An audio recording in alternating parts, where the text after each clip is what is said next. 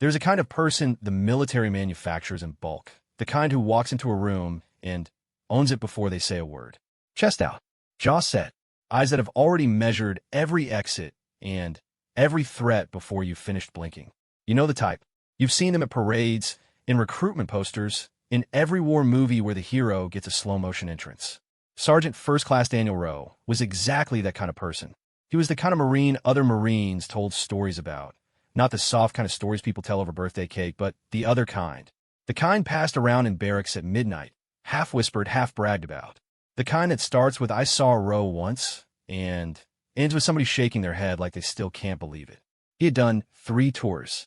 He had the kind of quiet that isn't empty, it's loaded. He moved through a room the way weather moves through a valley. Slow, inevitable, everything adjusting around him before he arrived. He was not a man who made mistakes in public. That is the important part. Remember that. Because on a Tuesday morning in October, in a military mess hall that smelled like burnt coffee and powdered eggs, in front of 47 other service members who would remember this story for the rest of their careers, Sergeant First Class Daniel Rowe made the kind of mistake that doesn't wash off. He threw a punch. Not a warning. Not a shove. A real punch. The kind built from 3 tours of muscle memory. The kind that moves before the brain has finished its sentence. It connected. Barely. A graze.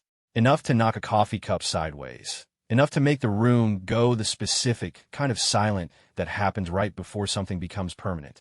The person he swung at stood very still. She was shorter than him by 4 inches.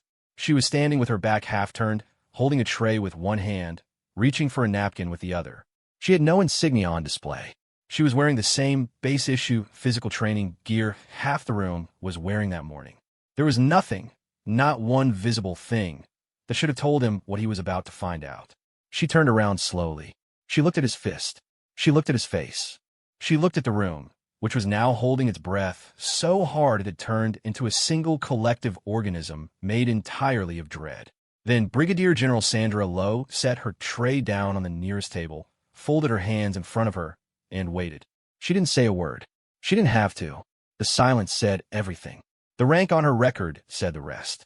This is the story of what happened next, and what happened before, and why a man who had survived 3 wars, 2 divorces, and a Taliban ambush in a mountain pass at 2 in the morning was absolutely, completely, and thoroughly undone by Tuesday breakfast.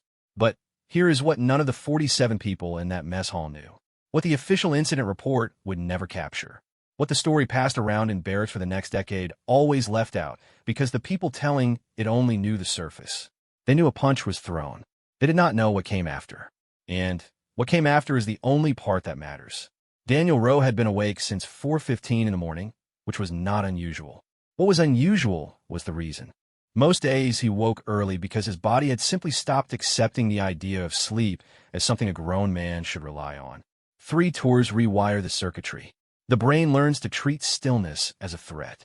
By the time he was 34 years old, Daniel had made a kind of peace with this. The same way a man makes peace with a bad knee or a scar that tightens in cold weather. You acknowledge it. You work around it. You don't talk about it at dinner.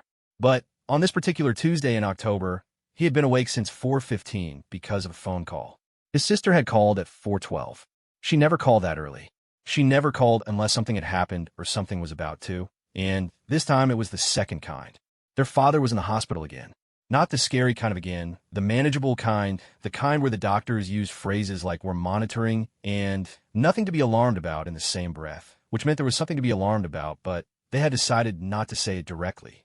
Daniel had sat on the edge of his cot in the dark for 3 minutes after the call ended, phone still in his hand, not moving, not thinking exactly, just sitting with the weight of it the way you hold something heavy when there's nowhere to set it down. Then he got up, laced his boots, went to the mess hall, because there was nothing else to do with 4:15 in the morning and a chest full of something he didn't have a name for. The mess hall on base at that hour was a particular kind of place. Not crowded, not empty. A few clusters of people who were there for the same reason he was. Not hunger, exactly, but proximity to normal. The smell of burnt coffee. The industrial hum of the ventilation system. The flat white light overhead that made everyone look like they hadn't slept in a week regardless of whether they had. Daniel got his tray. He moved through the line the same way he moved through everything, efficiently, without wasted motion, without making eye contact unless he had a reason to. He was thinking about his father. That is the honest answer to the question everyone would ask later, the question that would appear in 3 different versions of the story told in barracks across 2 different bases for the next several years. What was he thinking? The honest answer is his father. The way his father had looked the last time Daniel had seen him, standing in the driveway of the house Daniel grew up in, smaller than Daniel remembered him being, waving with one hand while the other gripped the porch railing in a way that was pretending not to be gripping. The way his father always said, "I'm fine, Danny," in the same tone, the same cadence, every single time, regardless of whether it was true, because in their family fine was not a condition, it was a policy. He was not paying attention to where he was walking. This is also true. This is not an excuse. It's a fact. The way the weather on a particular day is a fact. He had his tray in both hands. He was angled toward a table near the far wall where a guy from his unit usually sat, and he was not cataloging the bodies in the room the way he usually did, because his brain was 4 states away in a hospital waiting room. He came around the end of the serving line. There was a person there, shorter than him, standing with her back half turned, one hand on a tray, the other reaching sideways toward the napkin dispenser.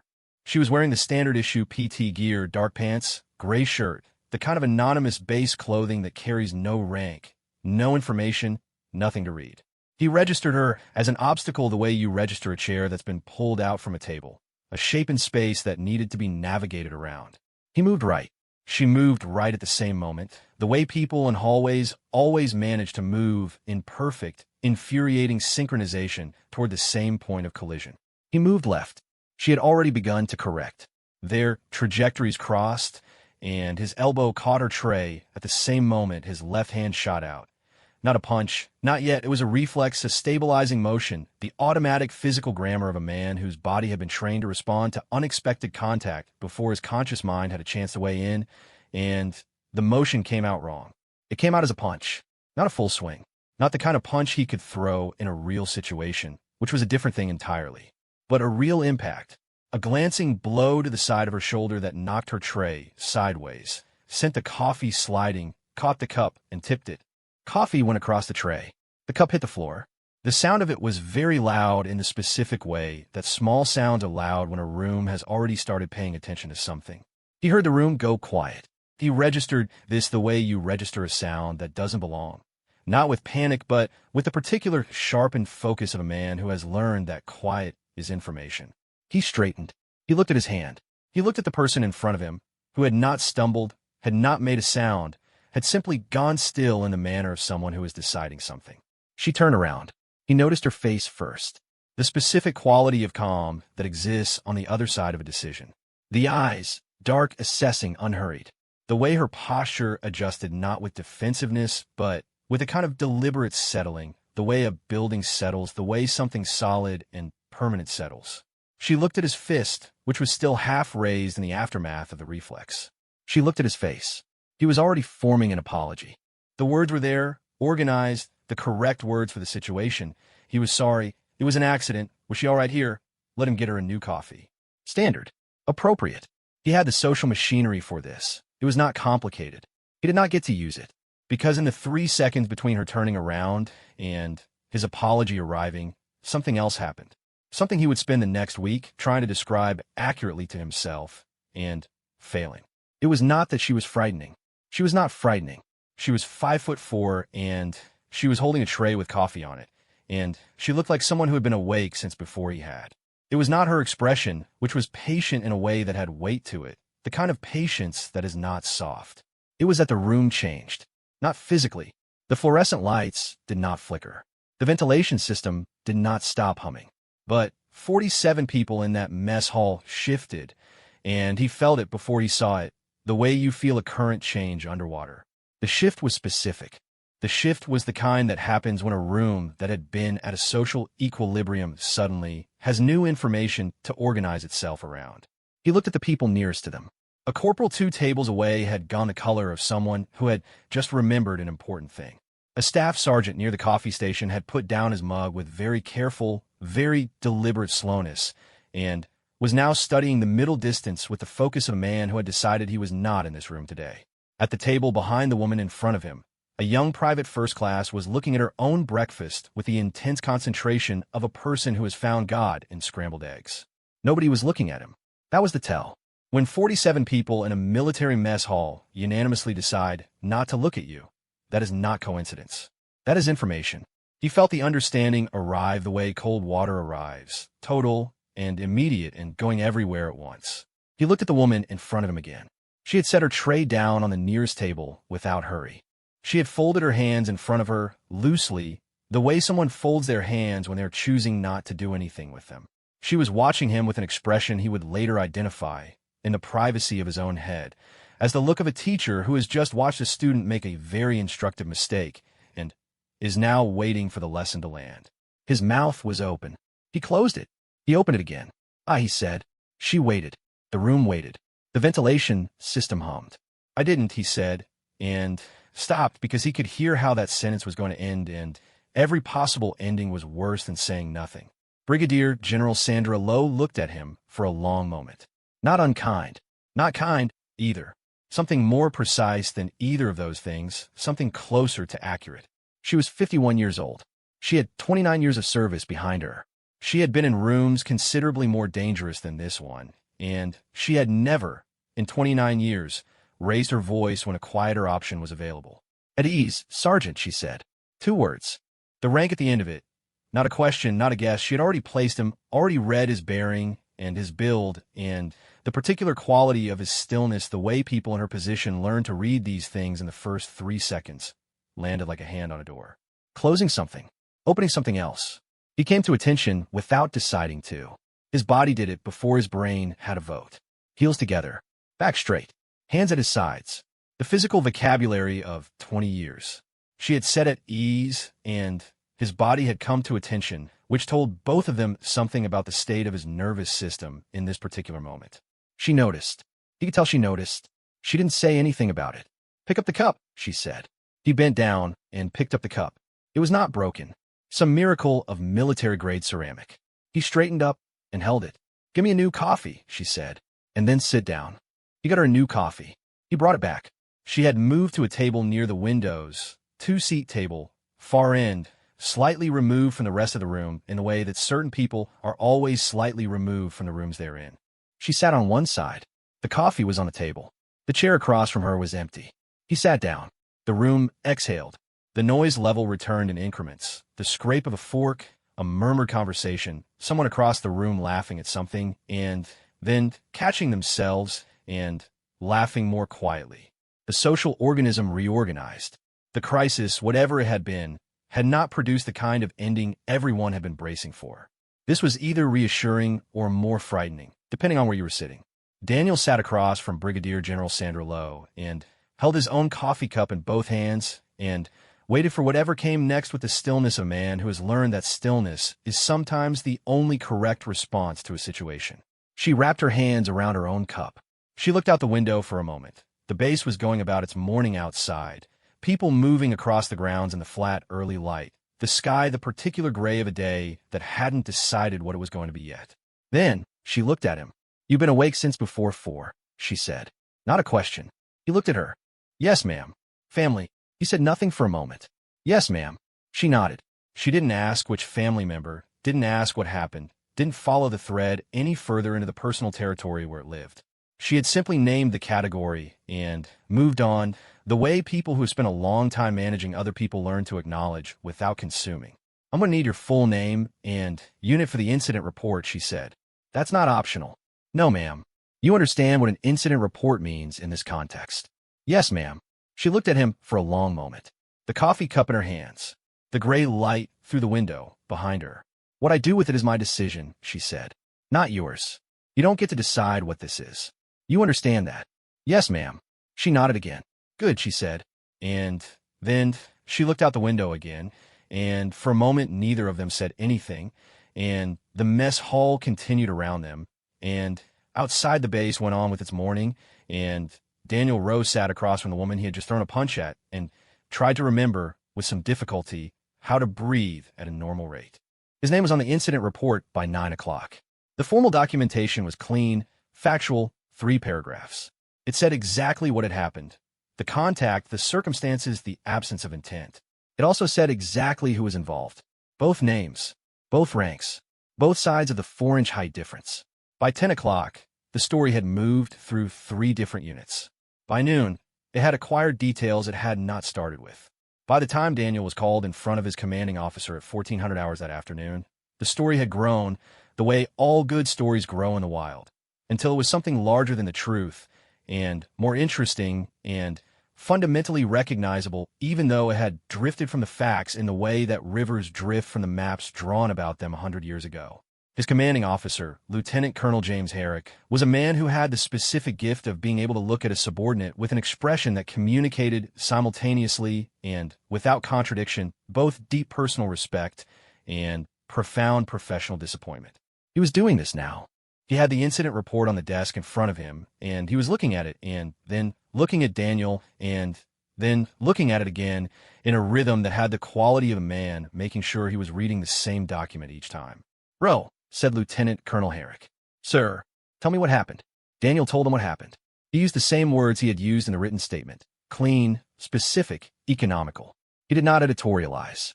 He did not explain the phone call, or his father, or the 4:15 morning, or any of the internal geography of the thing. He described the physical sequence of events in the order they had occurred. Herrick listened. He looked at the report. He looked at Daniel. "You grazed Brigadier General Lowe," he said. "Yes, sir." "In the mess hall?" "Yes, sir." "At 05:30. "Yes, sir." A silence. The specific kind of silence that exists in the space between a fact and its implications. "Row," said Herrick, in a different register now. Not the formal one, the other one, the one that meant he was going off document for a moment. What were you thinking?" "I wasn't, sir." Herrick looked at him for a long time. "No," he said. "I imagine you weren't." The formal consequences arrived in the following days, incremental and measured. A formal reprimand. A meeting with a review board. The board was 3 people, and they all had the quality of people who had read the same incident report and were now trying to reconcile it with the man in front of them, who did not look like the kind of man who threw punches at generals and did not seem to be pretending not to be. What none of them knew, what Daniel himself did not fully know yet, sitting in that review boardroom, answering questions in the same clean, economical sentences he had used with Herrick, while the formal machinery of consequence ground through its gears around him, was that Brigadier General Sandra Lowe had already made a decision about what to do with the incident report. She had made it, in fact, sometime around the moment he bent down and picked up the cup. Not because she was soft, not because she was the kind of person who let things slide out of misplaced charity or the desire to be liked. She was not any of those things. She had made it because she had spent 29 years reading people in the first 3 seconds, and in the first 3 seconds of turning around to face a man who had just put a reflex punch into her shoulder, she had read Daniel Rowe with the accuracy she brought to most things. And what she had read was this: whatever was happening inside this man on this particular Tuesday morning at 5:30, it had nothing to do with her. She had been in enough rooms with enough people who did things that had nothing to do with her to know the difference between a threat and a Tuesday. This was a Tuesday, a very bad Tuesday, probably for reasons she would give him the opportunity to explain or not explain as he chose, but a Tuesday. The punch was a symptom. She was interested in the diagnosis. She had not become a general by being incurious about people. Daniel did not know any of this yet. He sat in the review boardroom and answered questions and did not make excuses and said yes, ma'am, and no, sir, in the correct places, and waited for the machine to tell him what his consequence was going to be. He thought about his father in the hospital. He thought about the cup on the floor, the sound it had made. He thought about the way the room had gone quiet, and the way 47 people had decided not to look at him all at the same time. He thought about her voice. At ease, Sergeant. 2 words. The particular quality of authority that doesn't need volume to land. He had served under a lot of people in 20 years. He had met people who had rank, and people who had command presence, and people who had both, and people who had neither, and managed to fake it well enough to function. He knew the difference between a person who wore authority like a uniform and a person who carried it like bone structure, not something put on, something grown into. She carried it like bone structure. He thought about this, sitting in the review boardroom, at some length. He was still thinking about it 3 days later, when he received a formal notification that the review board had concluded its process, and he was to report to Brigadier General Lowe's office at 0900 the following morning. He stood in his quarters and read the notification twice. Then he set it down on the small desk and looked at the wall for a while. His father had called that morning, from the hospital, in the same tone he always used. "I'm fine, Danny. The doctors say I'm doing well. Nothing to worry about." The voice thin as paper and steady as old wood, the particular combination that his father had built over 71 years of deciding that fine was a policy, not a condition. Daniel had said, "I know, Dad. I'm glad you're doing well." He had said in the same tone. Steady, thin as paper. He had hung up and stood in the same spot for a while after, in the same way he'd stood on the edge of his cot in the dark 3 days ago, holding something heavy with nowhere to set it down. Then, he looked at the notification again. 0900, Brigadier General Lowe's office. He thought about what that meeting was going to be. He thought about what she had said in the mess hall. "What I do with it is my decision, not yours." He had no idea what she was going to do with it. He had no frame for her. The people he had served under, the ones he understood, operated on known equations. Infraction plus circonstance plus record égale outcome. The math was learnable. He had spent 20 years learning it. She was not operating on that math. He didn't know what math she was operating on. That was, he realized, standing in his quarters on a Thursday evening looking at a notification for a Friday morning meeting, an unusual feeling. The feeling of not knowing what equation someone was using. He had not felt that way about a person in a very long time. He folded the notification, placed it back on the desk, took it out again, looked at it once more as if it might have changed. It had not changed. He went to bed at 2200, lay in the dark until 4:15, and stared at the ceiling thinking about equations. Outside, the base was quiet. The sky was the deep black of the hours before anything, and somewhere 4 states away, in a hospital room with fluorescent lights, not that different from the mess hall lights, his father was sleeping or pretending to sleep, which in their family amounted to the same policy. Daniel closed his eyes. He did not sleep. Morning came anyway. He pressed his uniform the night before. This was not unusual. Daniel Rowe pressed his uniforms as a matter of discipline. The same way, he laced his boots the same way every morning and made his cot to the same standard regardless of whether anyone was going to inspect it. Order was not something he performed for an audience. Order was something he maintained for himself, the quiet infrastructure of a man who had learned early that when the external world goes sideways, the internal world better be tight. But this time he pressed it twice. He noticed this. He pressed it once, examined it, decided it was acceptable, set the iron down, and then picked the iron back up and pressed it again. He stood looking at the finished result and thought about why he had done that, and did not arrive at an answer that satisfied him. He was ready 20 minutes early. He stood in his quarters and waited, which was worse than walking. Walking occupied the body. Standing occupied nothing. He had a 20-minute conversation with himself that went in a circle and ended where it started. He did not know what she was going to say, and he had no control over it, and the only available strategy was to walk through her door, stand straight, and let whatever was going to happen happen. He had survived 3 tours on variations of this exact strategy. It had always worked. It was working worse than usual this morning. He arrived at her office at 08:53. Her aide, a young lieutenant who had the look of someone who had been in the job long enough to understand it, and not quite long enough to stop being slightly afraid of it, told him to wait. He waited. The waiting room had the standard institutional furniture, and on the wall there was a framed photograph of the base taken from the air, the kind of photograph that makes human scale disappear, and everything below becomes geometry, clean lines, and right angles, the idea of a place rather than the place itself. He looked at it for 7 minutes. At 0900 exactly, the aide's phone rang. He answered it, listened, said yes, ma'am, and looked at Daniel with an expression that was professionally neutral and personally sympathetic, which told Daniel something about the room he was about to walk into. He walked in. Her office was not what he expected. He could not have told you precisely what he had expected, something that matched the weight of the last 4 days, maybe something that looked the way the silence in the mess hall had felt. What he found instead was a room that was simply a room, functional, orderly, with a desk that had actual papers on it, and a coffee maker on the credenza that was the same off-brand model found in every base facility in every branch of every military installation he had ever occupied. The walls had the standard citations and commendations, framed with the standard military precision. There was a window.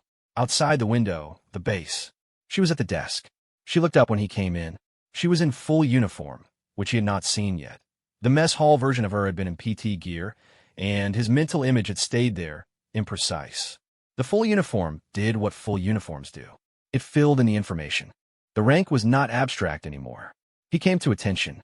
He stated his name and rank. At ease, she said. Sit down. He sat. He noted that he sat more smoothly this time than he had in the mess hall. Progress. She had a folder on the desk in front of her. She opened it, looked at something in it, closed it. The gesture was brief, not a consultation, more of a confirmation. She already knew what was in the folder. She had known for days. Do you know why you're here? She said. The review board recommended. That's why you're here procedurally, she said. I'm asking if you know why you're here. He held the distinction for a moment. It was a precise distinction. It drew a line between the formal version of events and something else, something that was happening underneath the formal version. No, ma'am, he said. I don't. She nodded. She seemed to accept this as the correct answer. I read your file, she said. He said nothing. 3 tours. 2 commendations for valor. 1 for, she glanced at the folder briefly, Extraction Under Fire, Helmand Province, 2011. You carried a wounded corporal 400 meters while receiving fire. He looked at the space just past her left shoulder, the way you look when you are present, and also elsewhere. Yes, ma'am. Your CO at the time described you as the most reliable non-com in his command. Disciplinary record clean. Fitness reports consistently in the top 5 percentile. She paused. 20 years of service, and this is the first incident report with your name in it. He said nothing. I notice, she said, that you're not telling me it was an accident. You know it was an accident, ma'am. I know it was a reflex, she said. There's a difference. She leaned back slightly. An accident is random. A reflex tells me something. About training, about stress state, about what's going on with a person at 7 in the morning when they walk into a mess hall. She paused. You want to tell me what's going on with you? He looked at her directly for the first time since he'd sat down. It was an interesting question. Not the question he had expected. Not the formal machinery version of the question. Not the what do you have to say for yourself architecture. The actual question. The one underneath. He thought about his father. About the phone call at 4:12. About I'm fine, Danny. About 20 minutes spent pressing a uniform that was already pressed. About the ceiling at 4:15 and the specific quality of lying in the dark knowing that sleep is not coming and having nowhere to put anything. He said, my father is in the hospital, ma'am. It's not serious. Or, they say it's not serious. She waited. I got the call that morning. Before I went to the mess hall. He paused. I wasn't paying attention. She was quiet for a moment. Not uncomfortable quiet. Thinking quiet. No, she said. You weren't. She looked at him. Is he going to be all right? They say so. Do you believe them? He was silent. The question landed somewhere direct, bypassed the formal responses. He looked at his hands for a moment. I don't know, he said. He's 71. He says he's fine. He's always said he's fine. He stopped. The sentence was longer than he'd intended, and he could feel it going somewhere personal in a way that was unfamiliar to him in this kind of room. She did not look uncomfortable with the direction. She looked like a person who had been in a lot of rooms with a lot of people and had learned that most things worth knowing live in the directions that feel unfamiliar. I want to talk to you about what's going to happen with the formal process, she said, shifting. And then I want to talk to you about something else. He straightened slightly. Back to ground, he understood. The review board's recommendation is a formal reprimand and mandatory counseling sessions. Stress management. She said it without editorializing, which he appreciated. I have the option to reduce that recommendation. I also have the option to let it stand. He nodded. I'm going to let the counseling stand, she said. Not the reprimand. The counseling I want you to actually do. Not sit through it. Do it. He absorbed this. Yes, ma'am. There's a difference, she said again. Yes, ma'am. She looked at him for a long moment. The coffee maker on the credenza was making a small sound that might have been settling or might have been the beginning of a second cycle. Outside the window, someone was moving across the base in a long diagonal of someone going somewhere specific at a measured pace. I've been doing this for 29 years, Ro, she said. In 29 years, I have read a lot of files. I've sat across from a lot of people in rooms like this one. She paused.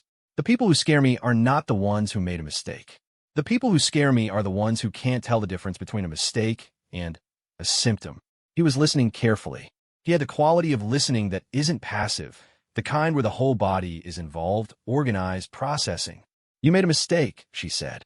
But the mistake is not the thing I'm concerned about. What I'm concerned about is the thing the mistake came out of.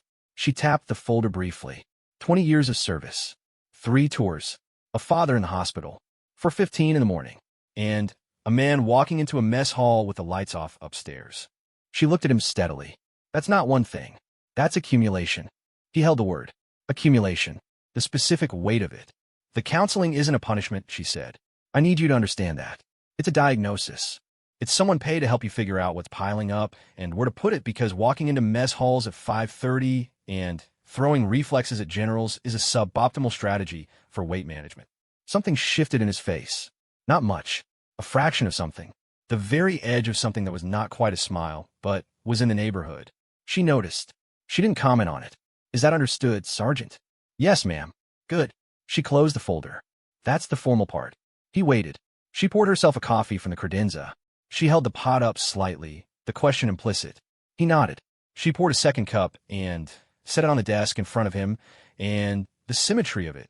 The second time she had done this, the same gesture, the same deliberate offering in the wake of an incident that had nothing to do with coffee and everything to do with Tuesday mornings and accumulated weight, was not lost on him. He picked it up. Tell me about the tours, she said. This was not what he expected. He looked at her. Not the valor commendations, she said. I've read those. Tell me about the days between the commendations. He sat with the coffee cup in both hands. The question opened something large. The days between the commendations. 20 years of them, stacked, the long geography of service that existed between the things that got written down. The mornings at 4:15 for no reason, the way quiet had become suspicious to his nervous system, the particular loneliness of being very good at something that costs you things you don't inventory until they're gone. He started talking. He was not someone who talked easily. He knew this about himself the way he knew his boot size. A fact, neither good nor bad, simply a dimension to account for. But something about the room, or the question, or the specific patience in the way she was sitting across from him. Not waiting for something, not expecting anything in particular, simply present, made the talking less difficult than he had anticipated. He talked about Helmand Province, not the 400 meters with the corporal, which had made it into reports, and which he could describe in the clean sentences of an incident that had been formalized. He talked about the week before, the accumulating nothing of it, the way danger lives in the in-between spaces and not the moments that get documented. He talked about coming home after the second tour and standing in his apartment for 3 days without understanding why nothing felt right, and deciding that the solution was to apply for the third tour, which in retrospect was the kind of solution a man reaches for when he has lost the language for the thing he actually needs. She listened. She asked occasionally a question, not the clinical kind, not the check-a-box variety, the other kind. The kind that was really just a door held open. They talked for an hour and 20 minutes. This was not what either of them had planned. He knew that. She had other things on her calendar. He had seen the aide managing them from the waiting room, the choreography of a general's morning. But she did not look at the clock. She did not redirect toward the end. She was in the room the way people who are actually somewhere are in rooms, fully occupying the present tense. When he finally came out of it, becoming aware of the time the way you become aware of your surroundings when you surface from water, he felt something that took him a moment to identify. Not better, exactly. Lighter was the wrong word, too. More like a room where someone had opened a window. Nothing had changed, but there was air moving that hadn't been moving before. The counselor you'll be seeing is Dr. Reyes, she said, bringing them back toward shore. She's good. She has a background in combat-related stress, and she's not interested in performing therapy, which I find is a useful quality in a therapist. She paused. Give a real try. Not the polite version. Yes, ma'am. She stood. He stood. He came to attention. Ro, she said. Mom. She was straightening a stack of papers on her desk, not looking at him. The gesture was the kind of gesture that gives a person permission to say something without making it a moment. Your father, she said. Call him. Not the version of the call where you both pretend everything is fine. The other version. He held still. She looked up. The look was direct and brief and had no room in it for the formal distance that the room usually required. That's not an order, she said. That's a suggestion from someone who waited too long. He understood from those 6 words that there had been a father, that there had been a version of that call that didn't get made, that she had the specific authority of experience, not rank, when she said it. Yes, ma'am, he said. She nodded. He left. In the waiting room, the aide was on the phone. The framed aerial photograph of the base was where he'd left it. Outside, the base was going about its mid-morning. He walked out into the October light and stood on the steps for a moment, adjusting to the outside the way you adjust when you've been somewhere indoor and dim, and then step out into a day that's made a decision about what it is. The sky had gone blue. Decided, finally, after all the gray morning uncertainty. He reached into his pocket, took out his phone. He called his father, not the fine version. He stood on the steps outside Brigadier General Lowe's office in the blue October morning and called his father and said, "Hey, Dad, how are you really?" And his father was quiet for a moment, the kind of quiet that is the space between a policy and the truth underneath it, and then said quietly, "Well, I've had better weeks, Danny." "Yeah," said Daniel. "Me too." They talked for 22 minutes. Not about anything important in the way that important things get documented and filed. About nothing and everything the way people who love each other talk when they have stopped pretending the situation is fine. About the hospital food. About the view from the window. About the nurse who had a sense of humor and the one who didn't. About a fishing trip they had taken when Daniel was 9 that neither of them had mentioned in years, and both of them remembered with the specific clarity that certain memories have, bright and detailed, inexplicably preserved. He did not tell his father about the mess hall. Not that morning. He stood on the steps until the call ended, and then he stood there for another minute or two in the blue October air, with the base going about its morning around him. He felt the accumulation. She had named it, and named things are different from unnamed things. You can see their edges. You know what you're dealing with. It was still there. It would not disappear in a morning. 20 years of it doesn't resolve in an hour and 20 minutes in an office with a good coffee maker. But there was air moving that hadn't been moving before. He put his phone in his pocket. He looked at the base around him. The geometry of it, the clean lines and right angles the human scale restore from the altitude of the aerial photograph. People going places at measure paces. The whole organized structure of a life that had order at its foundation. He had pressed his uniform twice this morning. He thought about why. He thought he understood it now, at some distance. Not the twice pressing. The thing underneath the twice pressing. The man who walks into rooms making sure everything is tight because he has learned over 20 years that when the external world is tight, the internal world feels survivable. And what happens when the external world tightens the screws on itself and the internal world has nowhere to go? He walked toward his unit. The base continued. The blue October sky persisted. 3 weeks later, he sat in Dr. Reyes's office for the first time. She was small, and she had reading glasses pushed up on her head, and she had a particular quality of stillness that reminded him, with a jolt he did not show, of someone else. She did not start with forms. She started with, "So, tell me what's been accumulating." He sat for a moment with the word. Then he started talking. Not the polite version. Across the base, in an office with a good coffee maker and a window that looked out over the morning, Brigadier General Sandra Lowe was on her 3rd meeting of the day and her 2nd coffee. She had not thought about the mess hall in several days. She had 3 operations to coordinate, a logistics review, and a briefing with the base commander at 1400 that she had been preparing for since Monday. She was not a sentimental person. She did not track every conversation she'd had with every service member who'd sat across her desk, nor would she have had the capacity to, even if she'd wanted to. 29 years and 3 commands and the specific weight of running a thing that needed running. But she had suggested the call to his father, and she wondered occasionally in the margins of the day whether he'd made it. She thought he had. Some things you can read in the first 3 seconds. Others you read in the body language of someone walking out of a room they walked into one way. He had walked out different. She finished her 3rd meeting and moved on to the 4th. Outside her window, the base was doing what it did in the clean lines and right angles of a place designed to run on order. Somewhere in it, a sergeant was learning that accumulation is not a personal failing. It is weather. It moves through everyone eventually. The question is whether you open the window or let it build until something gives. She had opened enough windows to know the difference. She poured her 3rd coffee and picked up the briefing documents for 1400. The day continued. It had made its decision, and it was blue, and it was moving. The story kept moving through the base long after the event itself had ended. This is what stories do in enclosed spaces. They circulate the way air circulates in a sealed room, finding the cracks between people, moving through the spaces where rank doesn't apply, and the social agreements about what gets said out loud are temporarily suspended. The mess hall, the barracks corridors at night, the specific dead time between the end of a training session and the beginning of whatever comes next when people stand around and talk because standing around and talking is the informal architecture of any life shared in close quarters. The version that circulated was not exactly wrong. It preserved the core elements with reasonable accuracy. The collision, the punch, the rank differential, the silence of 47 people who had all made the same decision at the same moment. But it had grown in the way oral traditions grow toward the dramatic. In one version, the punch had connected solidly, and Brigadier General Lowe had not moved a centimeter, had simply turned around the way a structure turns when you walk into it.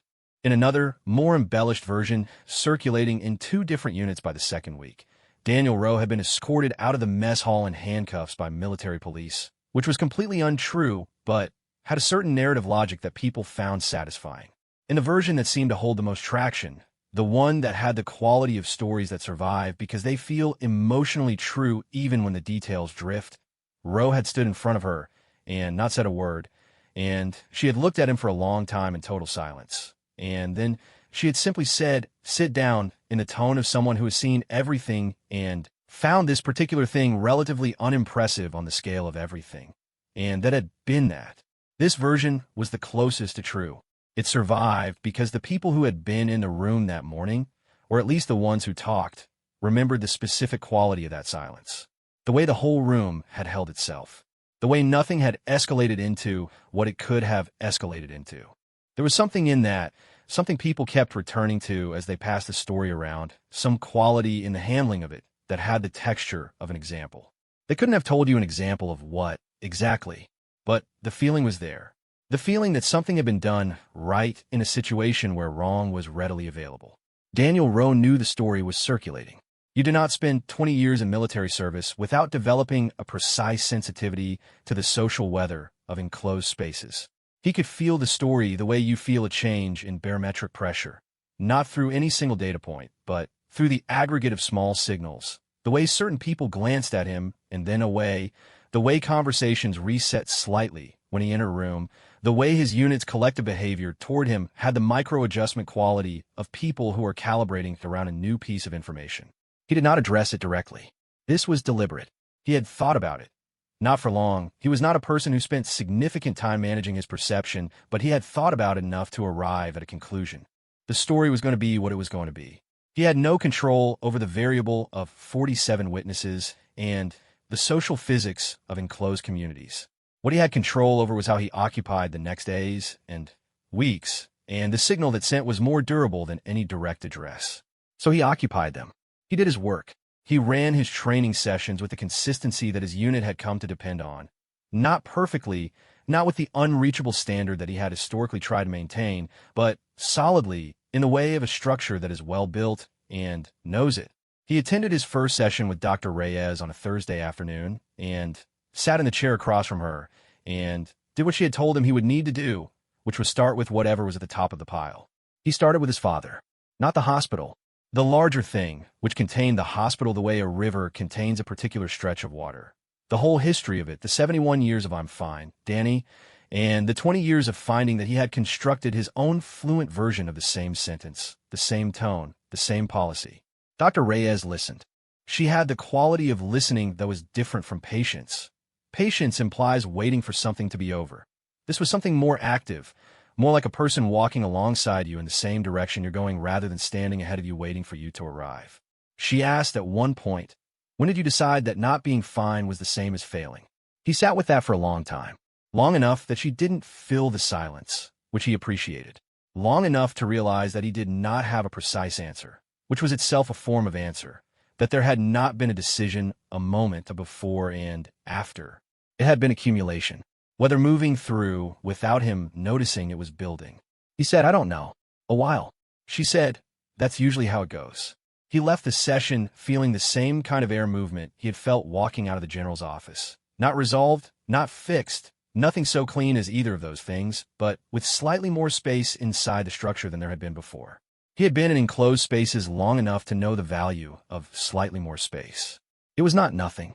In the right conditions, slightly more space was everything. He called his father again that weekend, and the weekend after. He would not have described these calls to anyone who asked as anything significant.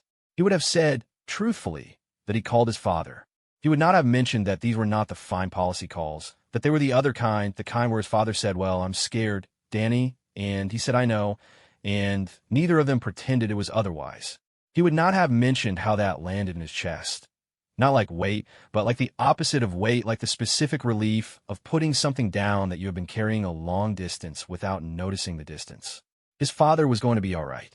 The doctors had firmed up this position over the following weeks, moved it from monitoring to managing, from managing to improving, with the incremental vocabulary of medicine traveling from one category to the next. His father called it getting back to his regular level of mediocre health, which in their family's dialect was the equivalent of a standing ovation. Daniel laughed at that, on the phone, in his quarters on a Sunday morning in November. His father said, "You sound different, Danny." He said, "I don't know what you mean." His father said, "Yes, you do." He was quiet for a moment.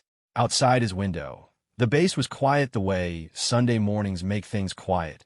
Not the dead quiet of absence, but the settled quiet of a day that has given itself permission to rest. "I've been talking to someone," he said. "A therapist. Part of a work thing." His father was quiet for a moment. Then, "Is it helping?" "I think so," he said. "I think it might be." His father said, "Good," and said in the way that his father said good when he meant it entirely, when the word carried the full weight of itself. They talked for another 40 minutes about nothing important in the formally documented sense, and when they hung up, Daniel sat for a while on the edge of his cot. Not the dark 415 sitting, not the heavy kind, but the lighter kind, the kind where you're sitting because the moment is worth a moment, and let the Sunday morning do what Sunday mornings do. He was still there, in the settled quiet, when his phone buzzed with a message from a number he didn't immediately recognize. He looked at it. It was a meeting request. The sender's name he knew. He had memorized it from an incident report and carried it unexamined, the way you carry an object you picked up without thinking and then find in your pocket later. Brigadier General S. Lowe, requesting informal check-in at your convenience. This week, if schedule allows. Not formal. Coffee. My office or elsewhere if preferred. He read it twice. He thought about the first meeting. The coffee maker on the credenza. The hour and 20 minutes that had happened without planning. The question about the days between the commendations, and the specific kind of listening that question had preceded. Not formal. Coffee. He typed back, "My schedule is open Wednesday morning, if that works for you, ma'am." She replied in 4 minutes. 0900. "My office." Ed. He set the phone down, looked at the Sunday morning. The settled quiet continued. He pressed his uniform once that Tuesday night. He noticed this. He did not find an analysis particularly necessary. She was at the credenza when he came in Wednesday morning, which meant she had her back to the door, which meant she had made a choice about how the room would open, not the formal desk setup, not the chair across a desk arrangement of consequence, and review. She turned when she heard him come in. "Row," she said. "Sit wherever you want." There were 2 chairs near the window, and the desk chair and the credenza stools. He chose one of the window chairs. She brought both coffees and sat in the other. "How was the first session with Reyes?" she said. "Better than I expected," he said. "She's good," she said. "Told you." "You did, ma'am." She sipped her coffee. Outside the window, the base was going about a Wednesday. Colder now, November had arrived with the specific intent of November, gray and settled. The leaves that had been on the trees near the east perimeter were down, the branches making their clean November geometry against the sky. "I want to check in informally," she said. "And I wanted to say something I didn't say in the formal meeting because the formal meeting had a specific purpose, and this isn't that." She looked at him. "I'm sorry about your father." He looked at her. The words landed in an unexpected place, below the formal register, somewhere more personal and exact. "He's doing better," he said. "Good," she said. "I mean the whole of it, not just the hospital. The whole of what it is to have a parent getting older and further away and pretending to be fine, and to be the kind of person who learned to do the same thing in response." She paused. "I recognize it because I did it too. Differently, but the same shape." He held the silence. He was learning in sessions with Dr. Reyes, and now here, the difference between silence that needs filling and silence that needs holding. This was the second kind. "My mother," she said briefly. The 2 words completed the sentence more fully than a paragraph could have. She did not elaborate. She moved on, the way she moved on from everything. Not avoidance, but efficiency, the discipline of a person who has learned to acknowledge without consuming. "The counseling," he said, after a moment. "You said it wasn't a punishment." "It's not. I believe you now," he said. "I didn't completely when you said it. In the formal meeting. She looked at him. I know. He thought about that. About how she had known. About the first 3 seconds reading she had done. Not just in the mess hall, but in the formal meeting, reading the polite performance of someone going through the motions of consequence and adjusting accordingly. Knowing that the counseling would have to become real rather than procedural for it to be worth anything. Knowing that she couldn't make it real, that was not within her authority, but that she could plan it and wait. Why did you bother, he said. He said it plainly, not defensively, the genuine version of the question. She looked at him for a moment. Because your record is 20 years of the kind of service that costs something, she said. And when something is worth something, you don't discard it because of a Tuesday morning in October. She paused. Also, I've thrown my own bad Tuesdays in the wrong direction. I know what it looks like. He sat with that. Outside, the November base was coloring its geometry with cold. The window was doing its job, keeping the temperature out while letting the light in. The two of them sat in the light on their respective sides of the morning, and the conversation moved the way good conversations move when the formal scaffolding has been removed, not toward anything specific, but through something real. She asked about his unit.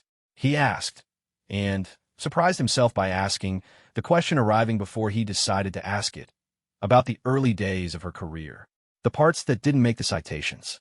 She told him about being 23 and a second lieutenant in a command structure that was actively skeptical of her presence, not because of anything she'd done, but because of the category she represented and the specific work it had taken to convert skepticism into respect without making the conversion itself the focus of her energy.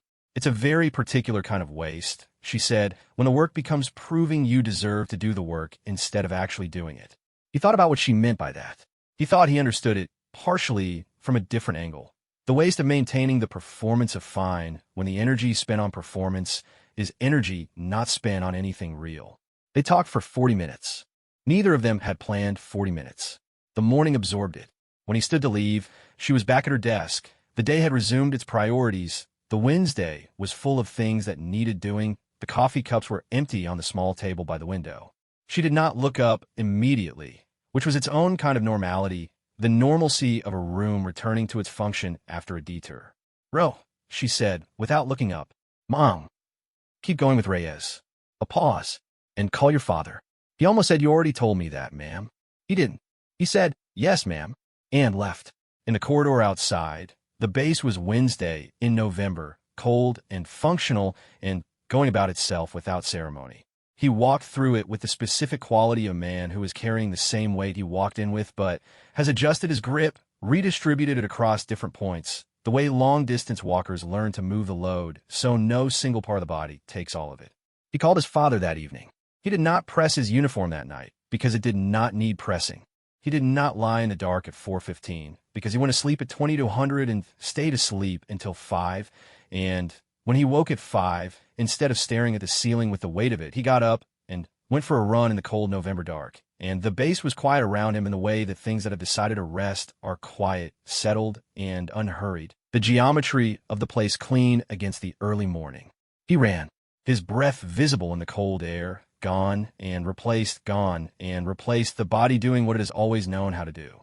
On the east perimeter, the trees with their clean November branches were standing in the pre-dawn dark, holding their shape against the sky the way things that are well-rooted hold their shape regardless of season. He ran past them. The base breathed around him. He kept going. 3 weeks later, his father was discharged from the hospital. His sister called to tell him, not the 4:12 in the morning call, a normal daytime call, the good news kind. His father got on the line briefly and said, well, I'm back to my regular level of mediocre health, which means I'm better than most people my age and worse than I was at 50, which seems about right. Daniel laughed. He was in his quarters. The November light through the window was the specific flat silver of late autumn afternoons on a base in the north, the kind of light that makes everything look like a photograph of itself. He said, I'll come visit. In December. His father said, I'd like that, Danny. He said, me too. He put his phone down on the desk and sat for a moment in the silver afternoon light and did not press anything or lie in the dark or stare at the ceiling. He sat in the present tense of the moment, which was ordinary in the way the best moments are ordinary. Not dramatic, not documented, not the kind that get written into records or circulated through barracks or turned into stories that survive the retelling. Just a man in a room in the afternoon. The light through the window. The base outside, going about its regular operations. Somewhere on the same installation, in an office with a coffee maker on the credenza, a general was in her fourth meeting of the day and had not thought about the mess hall in weeks. She would not have claimed credit for the silver afternoon or the phone call or the December visit that was now on the calendar. She had opened a door. What people chose to walk through was their own. This was, in her experience, the actual work of command, not the decisions that got documented or the actions that got commended. The doors. The questions that were really just doors held open. The spaces where a person could walk through or not. And you made the space and then you moved on because the day was full of other spaces that needed making. She finished her fourth meeting. She poured another coffee.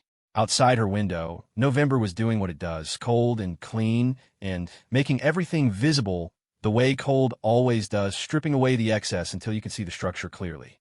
The base stood in it. The trees stood in it. Everything that was well-rooted held its shape. The day continued. It did not require ceremony. It moved the way good days move when the hardest work is already done, quietly, without announcement, carrying its people forward into whatever came next.